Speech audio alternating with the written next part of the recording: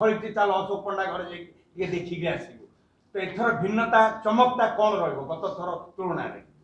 देखु एथर भिन्नता जे गत सरकार कहते आमे कथारे नुहे काम विश्वास करूँ किंतु केते तांकर कथा नुह करी जो काम करले तार जवाब तो ओडिशा जनसाधारण दे सारी किंतु आमको देखंतु गत 6 मास भितर 6 मास भितर आमे को प्रतिश्रुति देइतिलु आ ताकू पूरण करिछु कि नाही आमे लाउ फड़ीछु कि नाही आमे कखारु आनिकरी लोकंक पाखरे पहुँचाई पारिछु कि नाही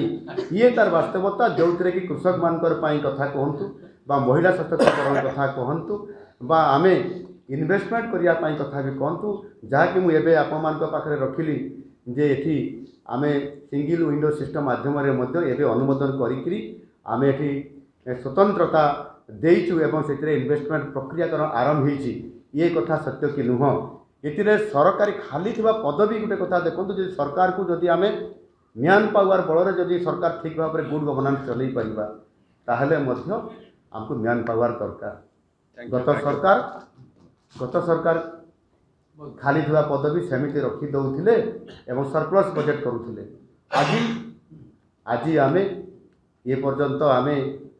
नियुक्ति मेला माध्यम 20,000 रु अधिक नियुक्ति करि सारिछु आगामी आउ किछि दिन भितर आउ 20,000 नियुक्ति करिबु म्यान पावर बढ़ेबु भित्तिभूमि को सुदृढ़ करिया पई हेले मध्ये म्यान पावर आवश्यकता अछि एणु एथिरे 6 मास भितर आम लाउ फड़िबा आपनकर कथा अनुसार से कथा को भी यह निश्चित भाव में आप बुझी पारुथिले जे आम सरकार कथा देइथिले कथा रखिले लोकंकर पाई। धन्यवाद।